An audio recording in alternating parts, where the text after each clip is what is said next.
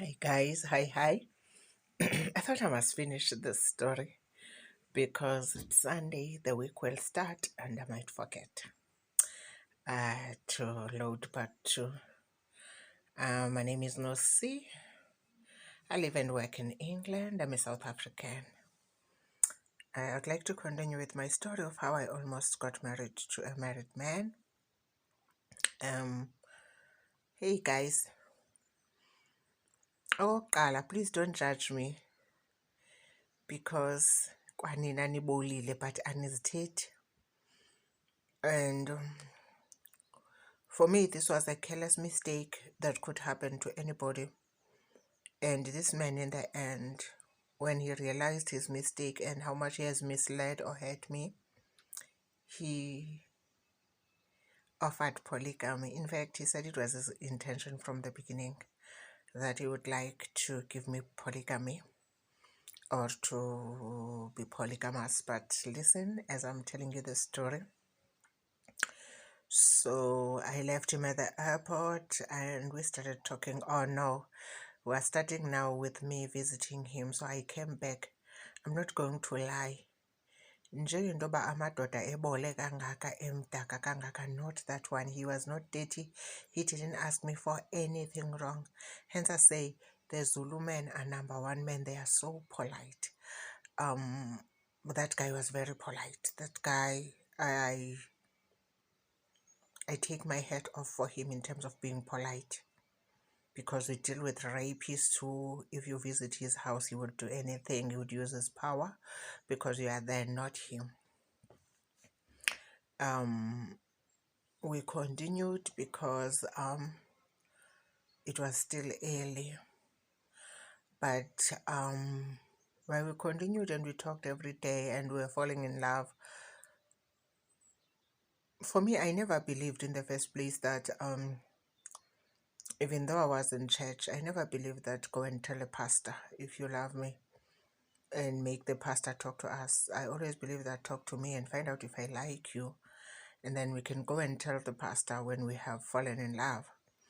As a result, someone who did that to me of when we were in the same church, when he wanted to marry me, he went to tell the pastor, and the pastor called me and called us, and they opened the Bible and he proposed with the Bible. And I remember the scripture that he used. I don't even know where it is, that scripture, but it was like, this house must be built by you, Lord. The only thing I was impressed about with what he was doing was how in this house I was served in new cups, new beautiful cups. I was treated with respect. And then he started proposing in front of the pastor, and I was shocked. And I said, no, I want to think about it. I'll answer later. It's a story of another day. It was a disaster in the end because I refused to marry him because what he did to me was a turn off. But just a day before he got married, not a day, a week before he got married, when he told me that he's getting married, I called him, I cried, and I said, you must not get married. These are the mistakes of the 30s when I was still young and I was starting to look for marriage. Remember, when I was young, I was too focused, and with me, I worked to educate myself. So this love thing sort of was postponed for a while. So I'll tell this other story the other day, but I'm just making an example of how he turned me off, asking the pastor, just learn the kind of a woman you talk to. I'm not that kind of a person because I know I've dealt with abazalwane, 80% of them, and I know kuti bamdaka. So for me, you are fake if now you call a pastor, come and tell me that you love me. We will abstain. We will be celibate, and we'll go and report it to pastor because this is a matter between us, the two of us. So I don't like fake people. I'm quite a straightforward person. So going back to the story, we continued. I was in cloud 9 and he called every day. He's a sweet guy. He still is a sweet guy, but he's a liar. What happened was, One day I was working in Transkei, but the Transkei where I would sleep in Elliot and fly through Bloemfontein to go back to Durban. Remember, I was still working in Durban for the university, but I would fly in and out of Eastern Cape because I was seconded to build a project in the Eastern Cape. So what happened was this Friday, okay, I talked to this man and he said he was going to Cape Town. Then I asked him to bring my clothes from Cape Town, from my sister's place. Then I will find them maybe when he goes to Durban or when we meet, if we will meet. Uh, so the last time I spoke to him was on Wednesday. Then he disappeared. I didn't know where he was and I panicked. So what happened was I knew anyway in Elliot there was snow, so I didn't know if the fault was with me that we didn't talk or was with him. But on a Friday, when I was in the airport in Bloemfontein for a long time, I was eager to talk to him to find out if he went to Cape Town. He was back, and I got worried when now, even when I was in Bloemfontein, I couldn't find him. Remember now, we're in love, and it's been maybe a month or two. Now he's my man. We're getting married. So I panicked. Called. I panicked. And in his house, he had a caretaker who looked after the house when he's gone. Remember, I told you that he owned a very big house. That house, you could turn it into a hotel without, into a bed and breakfast without having hassles, you know. So I called. In the end, the caretaker answered the phone and I told the caretaker that I was looking for Mr. Sorenso. And then the caretaker said he doesn't know either where he is. Then I said, check in his room if the suitcase is there, because he was a traveler. So if the suitcase is there, it means he's around. But if the suitcase is not there, it means he's traveled. And for me, it was day 3 now, and that never happened. So we were in 3 months now in this relationship, or courtship, or whatever you want to call it. But we were in 3 months, and then I sort of knew everything about him now. And then I told the caretaker to check the room if the suitcase is there. Then he said the suitcase was there, but he also hasn't seen him since Wednesday.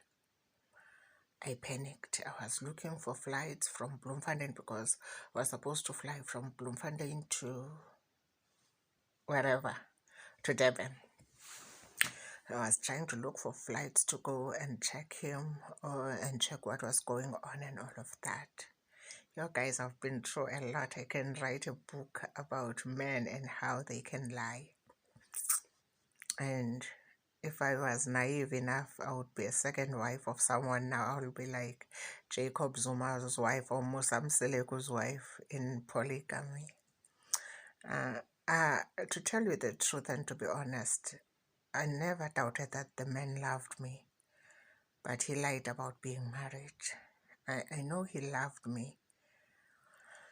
And back to the store, I was panicking in that airport looking for flights to him, but I didn't find it. I ended up taking a flight back to Durban. And I was panicking and I kept on calling. I think the next day, in me trying to call the landline now, because I was looking for him, trying to check in the landline, a woman answered. And then when the woman answered, I just introduced myself. Said, my name is Nosi. And Sorenso is my boyfriend. We're getting married. And I last talked to him on Wednesday. I'm looking for him. In my mind, I thought maybe she was a sister or a maid or whatever. Maybe I should have asked and not give too much information. I don't know. The answer that I got, this is month 3. I'm sure now this was month 3. The answer that I got was Lalela Wesis. owami umyeni akandilahlekelanga ndiyamazi mna. Wewedwa ongamaziyo because you're not a wife. I'm the wife. I listened and my eyes went like,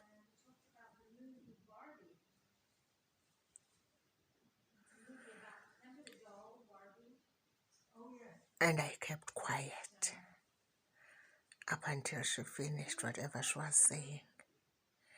That time I was fuming. If I saw that man, I don't know what I was going to say to him. I was fuming to him for being a liar. I never answered to this woman. And which is a lesson to women. You know, we need to be careful, because these men say a lot of things about their wives, but they would never leave them. He had said a lot about her. He had said she's older than him, she's ugly, and that, and that, and that, and that. That's what they say. Men, they belong on the streets. Now, to cut the story short, I went like, remember I said they no longer live together. Really, they were not living together, by the way.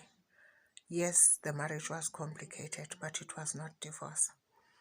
And okay, in the end, at last I got him, maybe after a day or so. And then when I got him, my first words were, "Sifebe ndini somzulu, sifebe somzulu. What did you say to me? Playing me like this and all of that." He admitted to everything, apologized, and he offered me his hand in marriage, but into polygamy. To tell you the truth, I considered it. Because I was already in love. He had already stolen my heart. I considered it, because I was like, I was going to be this wife who was educated and moving up and down. I'm not going to tell what the other was doing. It's none of my business, and it's none of your business. So I was like, maybe it will work out fine. I will think about it. After he pleaded and pleaded and pleaded and pleaded and pleaded, okay, in the end, I changed my mind. I got embarrassed because I was like, how am I going to tell my parents that I will be married in a Zulu man and go to East Temple and in a polygamy? So I got embarrassed. What will people say if I'm in East Temple? So I got embarrassed and I let him go. And I remember when I was letting him go, I said to him, I've got a strong character. If your wife starts to insult me, I'll insult him back, maybe, or I'll tell her everything that you've told me. I think I told her when she called me twice, I said, okay, let's address this. This and this and this and this has happened. I don't do married men. This and this and this happened, and that man said this and this and this and this to me about you. Because I remember he was hurt by how I told the wife everything he said to me. Then I said, why did you say it? Why talk to another woman about another woman? So I had to let him go because I refused to go to a polygamous marriage. And he came to me through lies, and he had to go. And that's how I almost got married to a married man. That's how I almost got married into a polygamous marriage. And today I would be in Isitembu. I don't know if it would have been nice or not to go to Isitembu, because I told him that, imagine when in your home you had umsebenzi or whatever, and then people will start here as arguing, and they will start saying, come and intervene, your wives are fighting. And he pleaded and pleaded, but I was done. I moved on and I left him. I have been through a lot. I can say a lot about this man and how they can lie, because this is what they do even these days. When they look for girlfriends, they talk badly about their wives. and they would say, I'm leaving her. She's like this, she's like this, she's like this. They are lying. Please like, share, and subscribe. Support me, and if you support me, I'll tell you more of these stories. God bless you. Please take care. Bye.